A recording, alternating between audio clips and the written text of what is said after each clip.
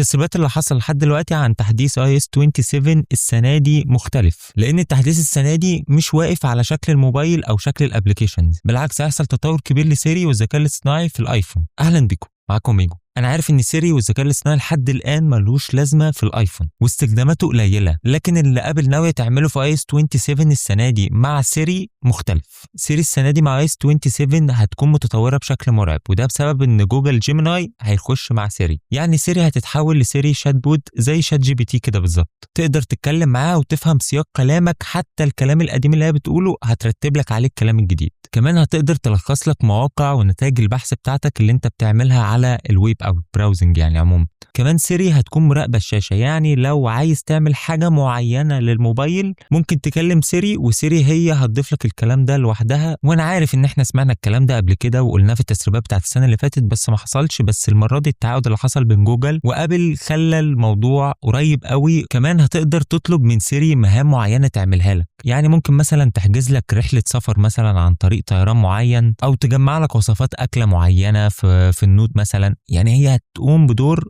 اقوى من الدور اللي حصل السنه اللي فاتت. كمان هيضيفوا لسيري ان هي تقدر تولد صور لوحدها، وده هيكون عن طريق ميزه ايمج باك جراوند دي ابل هتضيفها لسيري. يعني هتبقى حاجه زي نانو بنانا كده، الله اعلم هتكون بنفس المستوى ولا لا، بس هي نفس الفكره. الاداء والبطاريه مع التحديث iOS 27 هيكون متطورين جدا عن اي سنه فاتت. جوه شركه ابل بيوصفوا التحديث ده ان هو تحديث جوهري اكتر من ان هو تحديث ظاهري، يعني هيحاولوا ان هم يحسنوا الكود البرمجي للنظام وتحسين كمان الاستقرار والاداء بتاع الايفون. والهدف الاساسي من كل ده ان هم يوفروا عمر بطاريه اطول للايفون، لان اكيد لو النظام تقيل اكيد الموبايل بيستهلك طاقه اكتر. كمان هيعملوا تحسين شويه لشكل الليكويد جلاس اللي نزل في تحديث iOS 26. كمان الاي اي هيخش في ابلكيشنز كتير زي تطبيق مثلا التقويم او الكالندر، ان انت تنظم مواعيدك ولو عندك ميعاد مش عايز تنساه هتقدر تسجله بكل سهوله من غير ما تلمس الموبايل. كمان تطبيق الهيلث او تطبيق الصحه، التطبيق ده هياخد تحديث كبير بالذكاء الاصطناعي بحيث ان هو يقدر يتبع اكلك وشربك